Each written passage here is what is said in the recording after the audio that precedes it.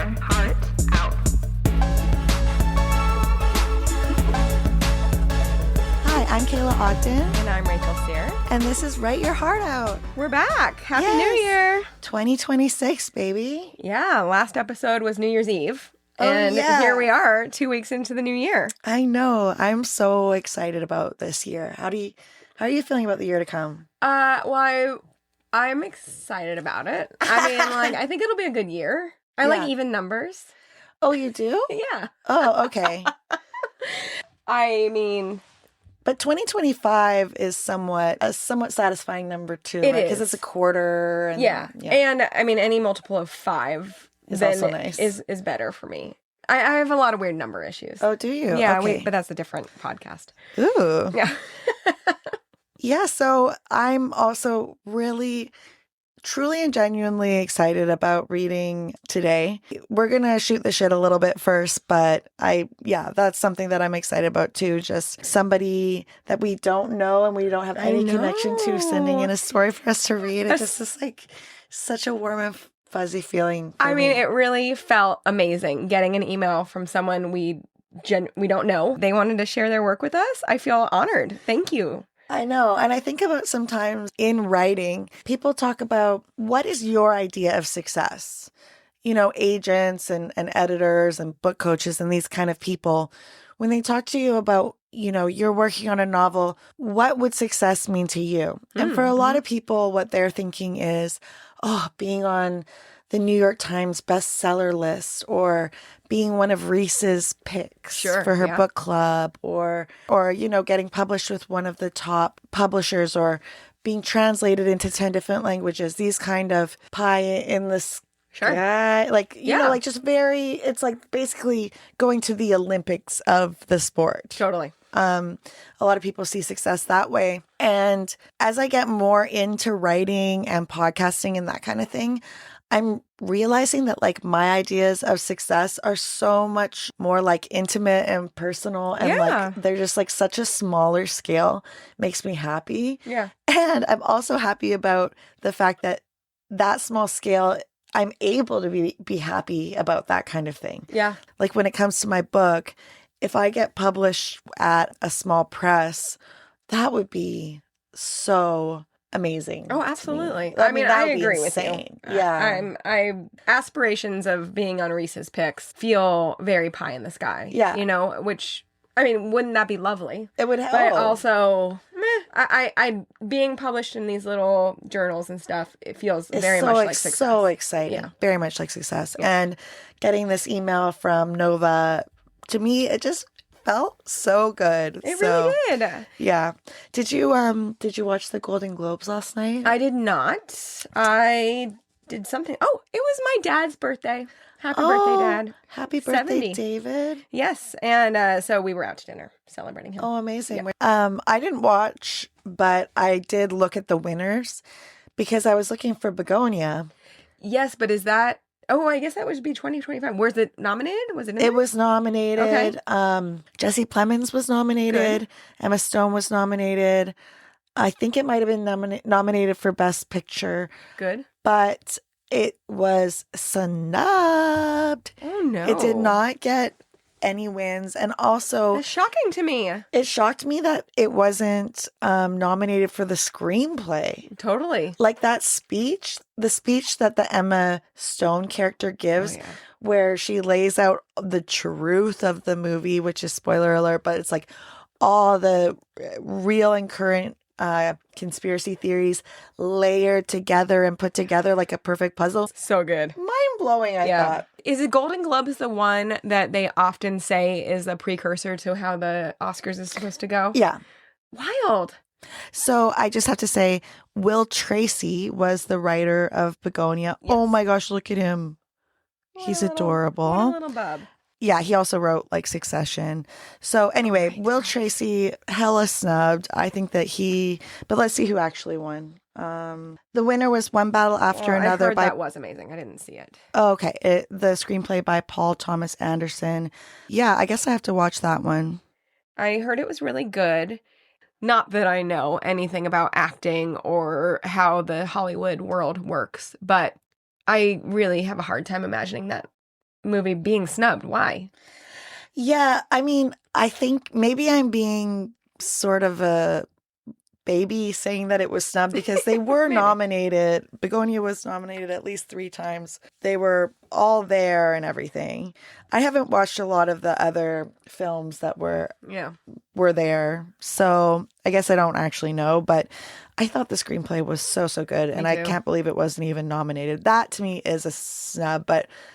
Also, the word snub kind of suggests that it was like a deliberate thing. Like, oh, we Right, don't it like does. Will Tracy, but like, why wouldn't they like him? So maybe it wasn't a snub. Who knows? We'll say robbed. He Robbed. was robbed Sure. by this whoever, We- this Anderson, whatever the fuck guy. We can agree on this highway robbery.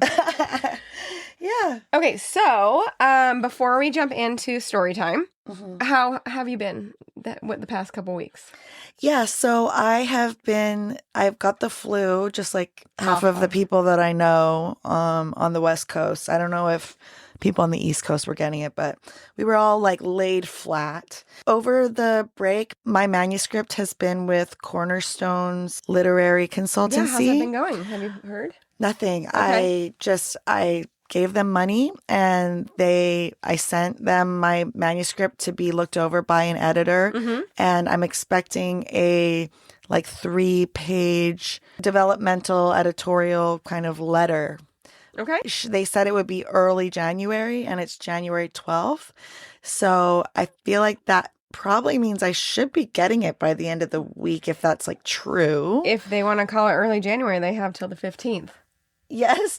And, Type and one then to speak. we are fully in mid-January at the 15th. I mean, fully. And I'm like, okay, I'm just waiting. And of course, I'm wondering, like, is it taking a little longer because she's just like, oh, I thought I just wanted to read it again. It was so good. I had to read it twice. Or is it taking so long because she's like, she put it down and she started watching that like sexy hockey show and then she like wanted to read something else and then she forgot, or like what is happening? I don't know. Yeah, that's what's up. Okay. Yeah. I'm nervous, but I would I'm be excited. nervous too, but yeah, it's very exciting. I'm kind of putting a lot on this. I'm sort of like, if she says, hey, like this was a great first effort and these are things you can do to improve it, but I don't know if it's like if Sure. she isn't super encouraging, I might actually just put it in the drawer. I'm not Okay. sure. And then start Well, working on the woman tree Yeah. instead. We'll see what happens. We'll see I what mean, there's no happens. reason to speculate, right? We can Exactly. We'll wait. And what about you? How have you been? It's been an uneventful few weeks, and in a good way. Any writing? Like I just did not write, which has been really cool actually. I did not really do much writing. However, I think I told you, because it was already New Year's, when we put out our last episode, that I wrote some stories for my kids. Oh yeah. And so that was a little bit of writing, but since New Year's, I haven't really done much. However, in terms of like, what about the editing? no, I haven't done much of that. However, I do feel very like reinvigorated and wanting to pick that up, especially because we're going to start our writers group, Yeah. which our first meeting's tomorrow. As of this recording, our first meeting's tomorrow.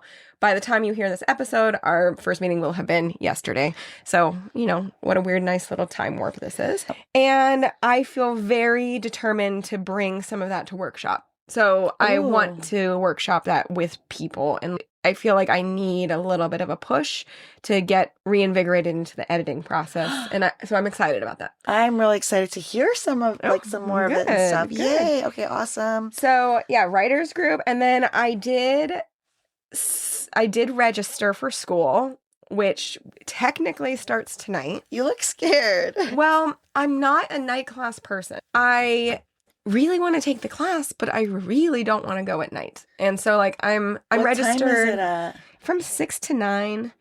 And Damn, 2 hours? well, 3 hours. 7, Oh. 8. No, I guess it's wait, it starts at 6 to 7, 7 to 8, 8 to 9. That's 3 hours. And my Fuck. brain turns off after 8. Like, I don't know how I'm going to survive. So, Professor Tim, if you hear me right now, and I've already dropped your class, it wasn't personal. It's a me problem. 3 hours. I really want to take it, though. I do. I did buy this book that is the required book for the class, and it's called The Lab, and I thought I'd bring it to show you. It's Experiments in Writing Across Genres. Oh. And it's by Matthew Clark Davison and Alice LaPlante. So I thought that whether or not I actually follow through with this class, I think that this will be a fun book to talk about. It says experiments in writing across genre. And I'm really interested in writing in the like thriller kind of genre. Yeah. Making things more thrillerish. So maybe there's some experiments here that I could try too. Right? Okay, so I thought I would bring this to show you. Surprise. Let's talk about it in one of our upcoming episodes. I think that'd be fun. Okay, that's great. Yeah. And you should at least go today. I'm going to go to. I am going today. My babysitter is coming. I'm not going to flake on her. She's, counting on that moolah. Yeah. It's just if I'm going to go places, usually I like to be wined and dined. Yes, exactly. Okay. So school, this book, New Year, writers group. We've hit all of the things I wanted to talk about. So let's storytime this. This person, Nova, sent us their fanfic short story about a month ago, and we've been waiting to read it. Or, Rachel, you've read it already? I've definitely read it. Oh my God. Okay. I haven't read it yet, okay. but I went to the page that it's on, and it's on this website called Quotive.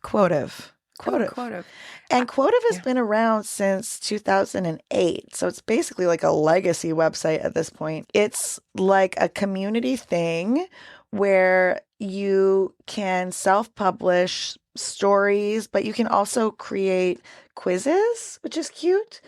I started doing a quiz for Which Heather are you? Do you remember that movie, Of The course Heathers? I do. But it was just, the quiz was going on forever, and I was like, baby, I don't know if I'm really at a quiz place in my life right now. I love a quiz. So I never found out which Heather I am. But so you can make surveys, quizzes, and stories. But this skews pretty young. Okay. I think because I was like, oh, maybe this is kind of for me. So like Quotev and also Wattpad. Wattpad, I think, is probably the most famous one where you go on and you share your stories. And sometimes those stories that people share on those platforms get picked up. Cool. Those people get agents, they get book deals, and they get screenplay adaptation deals. Amazing. And their books get put on the screen and shit like that. Can you say that again? Wattpad? Wattpad, Wattpad. Okay. So I was looking at that one too, because this novel, this manuscript that I have over at Cornerstone Literary Consultancy, if Pillow Forts Down isn't getting any traction that way, I'm like, well, I want to do something with it. Like maybe I'll do like a serialized thing where I post a chapter online every month or every week or whatever. And like, but which one do I want to do? Because there's like 12 of them or something. But I think Quotev is more fanfic. I think it's a bit younger. And then so is Wattpad. Okay. But there's one that I'm looking into right now called Inkit. Inkitt. Okay. And there's a few others. So I'm kind of like, I'm researching right now to see like, where do I want to publish my work if it doesn't get traditionally published? Sure. So it was really cool to see this person send in this thing from Quotive. And basically what Nova has done is this story is in 4 parts. Mm-hmm. It's a fanfic based on My Hero Academia, which I had never heard of. But you're familiar with it. Yeah, it's anime manga from Japan. And it's like super duper popular. I've never read it. I just kind of looked into it for this. Okay. And yeah, it looks really cool. It sounds like Nova is interested in these characters and wanted to write for them, which is cool. There's a lot of really big, I'm not sure what Nova's like intention for their writing is right now, but you know, a lot of huge books started as fanfic. But it sounded like Nova was interested in getting feedback from us, which is cool. Like we asked people if they send in, do you want us to give you feedback and like say what we think about it or what? And Nova said, you know, feedback on the sensory details, the dialogue, and just how it's written overall. So I would be really happy to give feedback. Yeah, absolutely. This is my first time hearing it, and I think Rachel's going to go ahead and read it. Yep, I'm going to go. Okay. All right, let's hear it. Ooh. Names may be in Japanese. I just want to make sure that I said that I'm going to do my best on pronunciation. Please forgive me. So the story is called Where Lilies Bloom, and this section is called Honor. I only knew Lily for a short time, 5 days on Kotev, but those 5 days mattered. We didn't share years of memories or countless conversations, but in that brief moment, Lily made an impression that stayed with me. She was creative, kind, and passionate about the worlds we built together, and even through a screen, that light came through. I can't pretend to know everything about Lily. Denki, her partner, knew her best, and I respect that. I only know what I saw, someone who welcomed me when I was new, who made roleplay feel alive, and who reminded me how even strangers can feel like friends for a little while. This story isn't about claiming her life. It's about honoring the sparks she left behind. It's for Lily, whose light touched mine briefly but meaningfully. May these pages bloom like lilies, carrying her memory forward in the worlds she loved. Dedicated to Lily, gone too soon but never forgotten. Awakening. Lily didn't know what to expect when she woke up. Her last memory was faint, just the glow of a screen, a quiet night, and the feeling of exhaustion pulling her under. Then nothing. No pain, no sound, just silence. Until now. She blinked against the soft light filtering through unfamiliar curtains. The room smelled faintly of laundry detergent and something warm, homey, but not hers. Her heart thudded as she sat up, the blanket slipping from her shoulders. This wasn't her bed. This wasn't her room. Her gaze swept across the walls, searching for something familiar. That's when she saw it. A poster pinned above a desk, bold letters spelling out Eraserhead. A man with tired eyes and a scarf around his neck stared back at her. What? A word rasped out of her throat, strange and small. Her voice didn't sound like hers. She stumbled to the mirror across the room, bare feet padding against the wooden floor. The reflection that met her wasn't Lily. It was a boy. Messy purple hair, pale skin, and eyes that looked too sharp for someone who was 4 years old. No, she whispered, gripping the edge of the dresser. Her pulse roared in her ears. This wasn't possible. It couldn't be real. But the mirror didn't lie. She was Hitoshi Shinsu. Memories crashed like waves. The past 5 days of laughter, role plays, and late-night chats. 5 days that felt like a spark in the dark. And then silence. The choice. The end. Her throat tightened. I didn't think I'd wake up again. And yet, here she was, in a world she'd only ever dreamed about, wearing a name that wasn't theirs. Hitoshi, dinner's ready. A voice called out from behind her. Lily turned towards the door to see a man with tired eyes and a scarf draped loosely around his neck.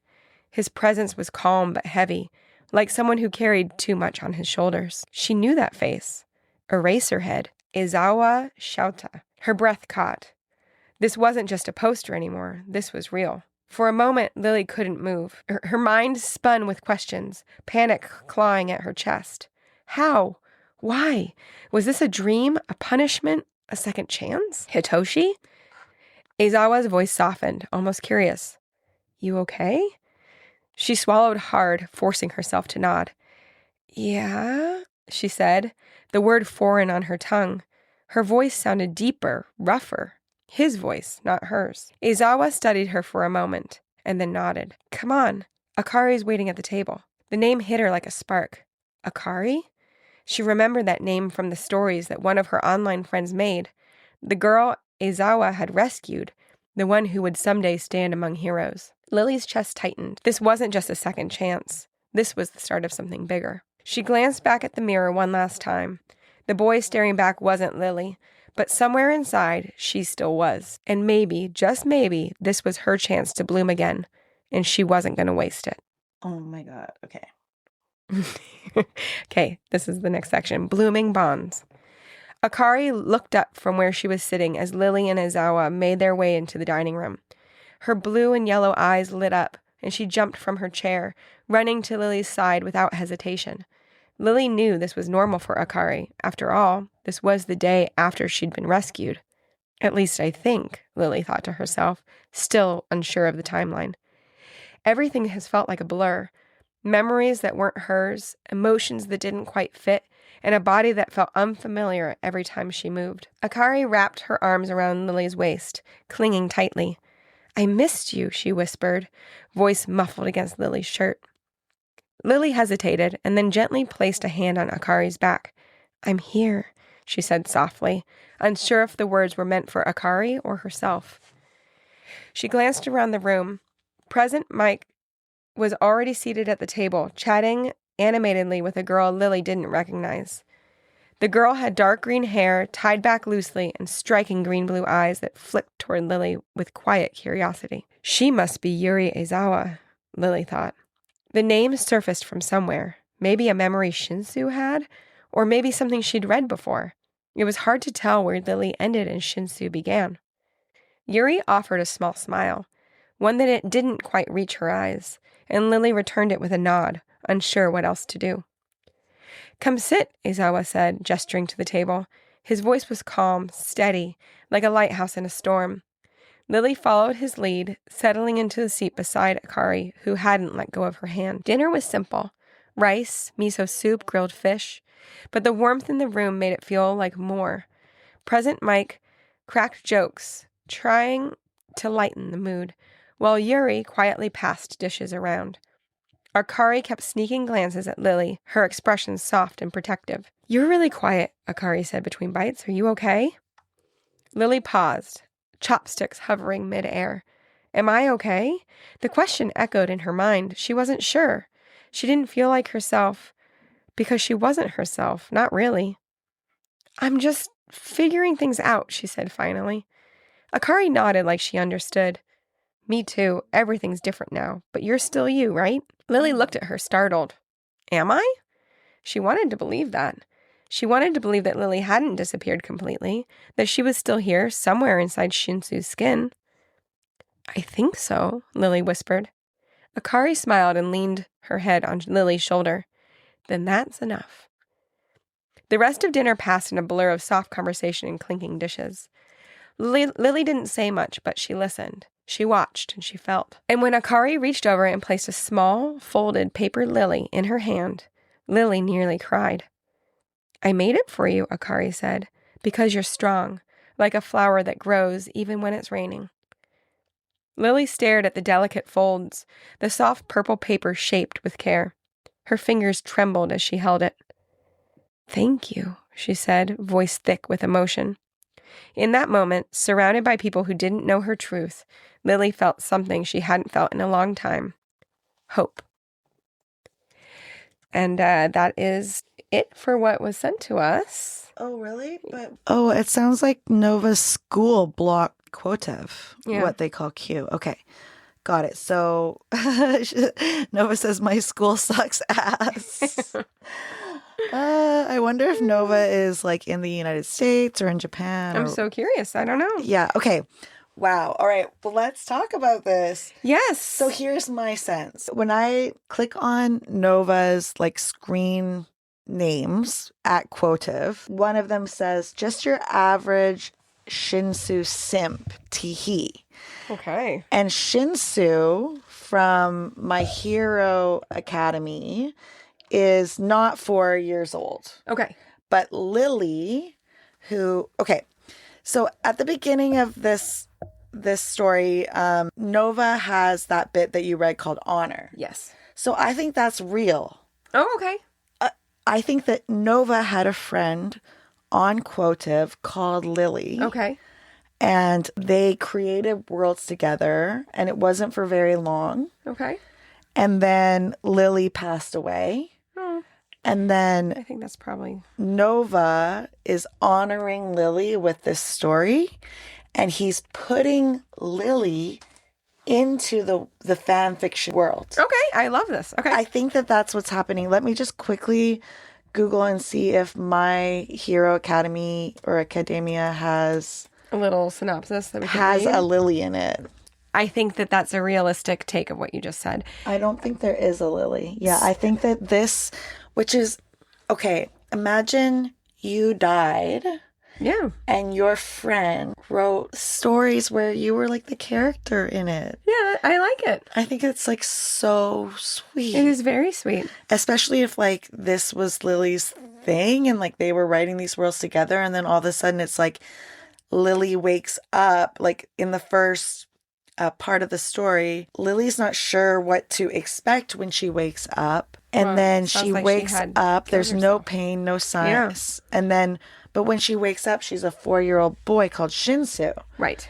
But in My Hero Academy, it seems like Shinsu is not 4. It seems like Shinsu is older.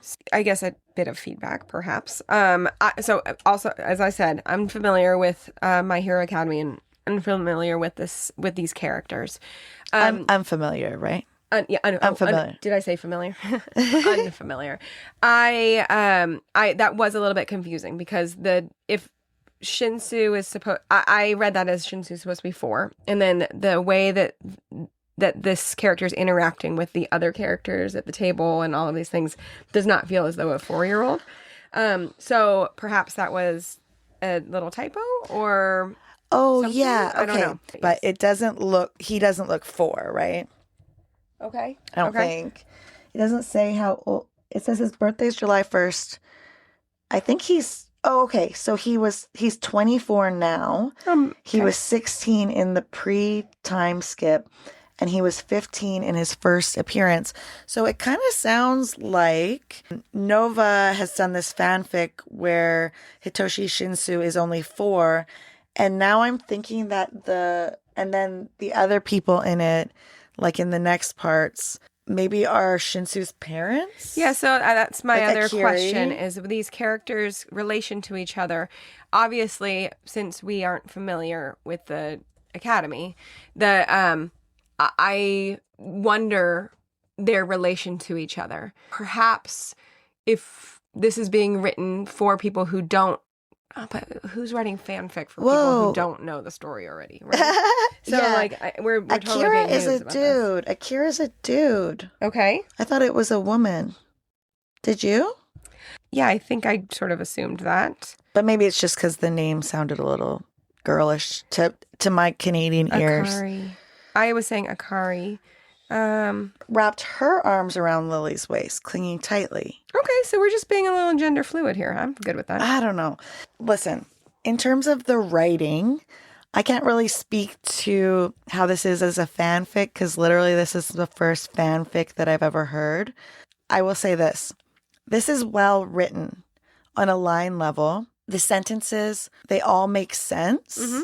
We know where like everybody is in time.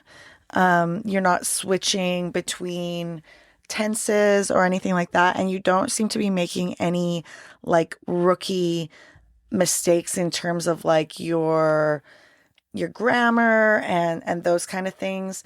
Somebody told me once, like an editor told me once that my writing was easy to read and clear, and that was actually something that isn't like, don't take that for granted, that a lot of people send in stuff that it's like, it's confusing to read or whatever. This is not confusing to read. It's really well written. Yeah. You wanted feedback on like the sensory details. I really loved that the room smelled faintly of laundry detergent and something warm, homey, but not hers. Yeah, that was good. That's such a good description because it's like a house can smell like a home, but it's not yours. Like that's just like so Totally. you know? Yeah, because there's like sterile smells or like like a definitely library has a smell, a home has a smell. You know, like there's essences like food, cooking, or like things that make something a home. It makes a visceral. Yeah. It's a visceral description. Yeah, it is. It smells like a home and it's neither good or bad. Like some homes to me like smell bad. Sure. Even though a home smell isn't sterile, it's usually pretty neutral, I think, unless somebody's cooking. Sure. But and it is warm. It's usually warm because it like has it's all the people's stuff. Yeah. All their clothing and all their food and all their. But anyway, I really like that. I thought that was really cool. What did you think about the sensory details? I would echo what you said. And then there's the part, where Lily mind was spinning with questions, panic clawing at her chest. Was this a dream, a punishment, a second chance? The panic clawing at the chest is like a good sensory detail. Like everyone kind of knows that feeling of like not quite knowing where your mind is. There's so many questions. Yeah, or like Akari wrapped her arms around Lily's waist, clinging tightly. I missed you, she whispered, voice muffled against Lily's shirt. I think the voice muffled against the shirt is a really cool sensory detail. So I thought it was nice how you said that Akari's expression was soft and protective, and she keeps on sneaking glances at Lily. But this is from Lily's point of view. So Lily kind of knows that she's like sneaking glances of her, and she clocks that her expression is soft and protective. I think that's really nice. But the sentence itself, Akari kept sneaking glances at Lily, her expression soft and protective. That would mean Lily's expression is soft and protective. So you have to rewrite that so that we know that soft and protective is attributed to Akari. Sure. But other than that, like just in terms of, that image of them being there and the one sneaking glances and the other knowing that they're sneaking glances and that there's this protectiveness, I really like that. And then, it's confusing for us because we don't know these characters. Yeah. And totally. also I think that it's just like, I think that what Nova might be doing here is like also like a very trippy thing. Totally. Where they are literally taking their friend and collaborator and placing them inside of a character, but not only a character, but like a fanfic character that is in a world that they created together. Totally. And I almost think, I could be wrong because sometimes I'm wrong about shit like this, but I almost think that Awakening, okay, is this true, Nova? Is Lily waking up after having died for real? Yeah. Well, that's what I read it as. You're creating a fan fiction also of your friend. Totally. You are creating a new narrative for Lily after death inside of a fan fiction that you guys created together. Is this true? Because this is so many layers. This is like Inception. You should see Kayla's face right now. She's so excited. My mind is blown. And also, I believe that this is so creative and inventive and different that if you were able to write it in a way that you didn't have to be engaged with My Hero Academy to get it, to understand who the characters were and what was going on, it could be a really cool thing to read. And I think that it's possible. Yeah, totally. I don't know exactly how, but if you want me to help you with that, this is Kayla talking, not Rachel. If you want me to help you try to make this something that like other people could understand as a short story, you email me, okay? My email is ms.kayla.ogden@gmail.com. And I would do it. I love this. If you want. How fun. But maybe you don't care. And it sounds like you're going to keep on working on this because I hope so. your suck-ass school blocked Q. I don't know if you can do this. You only have an hour daily on Chrome on your phone. So you won't publish or update as much anymore. Nova did give us information about how to find their work elsewhere. Okay. So we will be able to share that. Okay.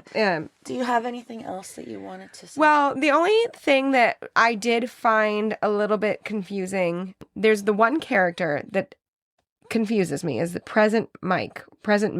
This person is already seated at the table, chatting animatedly with a girl Lily doesn't recognize.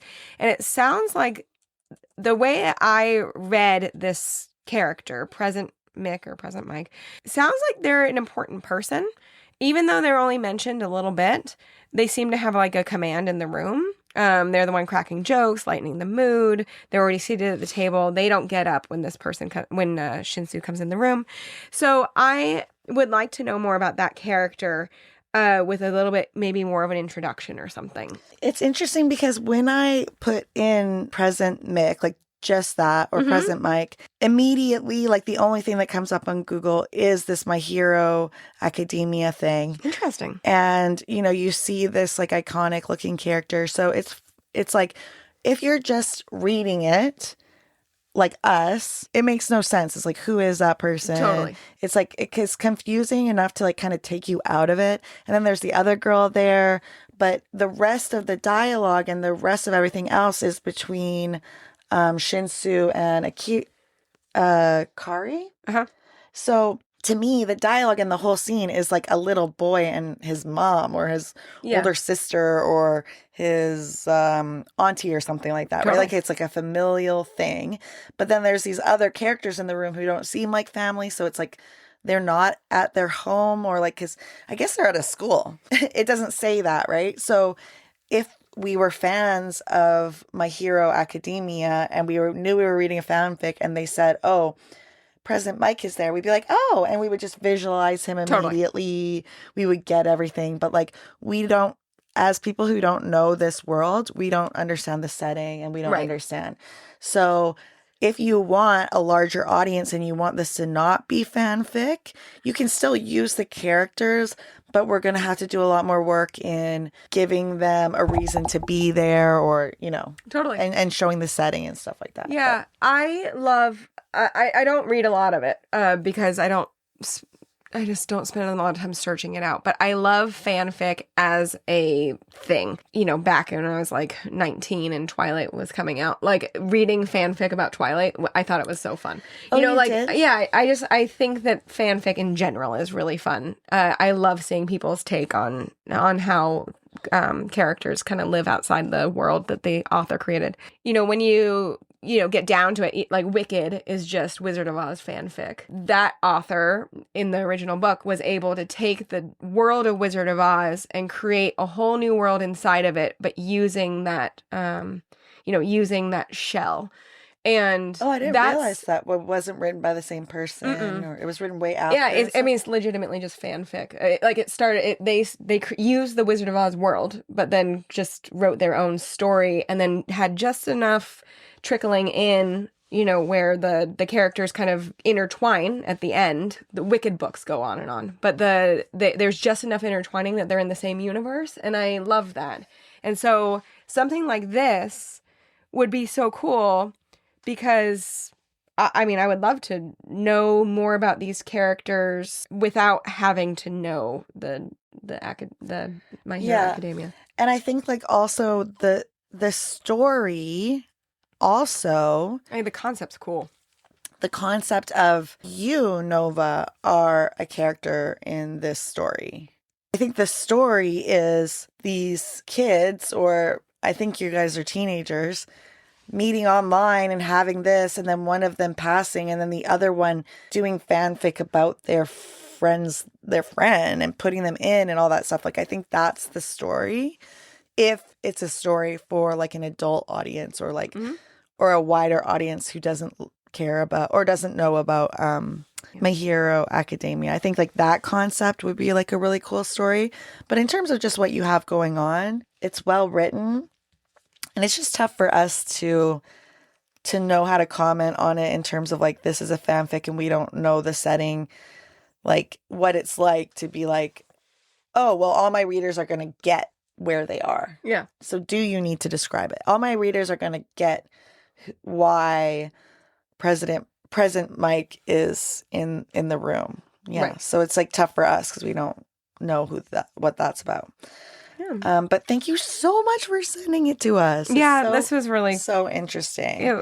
We really enjoyed this. Thank you very much, Nova. And keep on going. And I hope that you get more time to post new stuff and let us know when you post more so we can have a look at it. Yeah, please. We would love to read more of your work. So you can find Nova's work on Quotev, which is Quetev. Their username is Suesu says Frick School. Yeah, we're gonna have to put that in writing in our show notes. Yeah, in the Instagram we'll put post. it. Yeah, and there's something else called. You can find Nova on Write the World. So we'll post links to all of this in the episode notes and on our Instagram. But thanks again for sending in your fanfic, and we hope that more listeners will send stuff in. As you can tell, we we'll take it. Like, Yeah. I want to see everything. So. Totally. And Nova submitted directly to our email, which is contact@writeyourheartoutpod.com. But you can, if you go to the website, you can click on a form that will also allow you to submit. And it'll give you a little questionnaire of, your pronouns and what you want to hear from us.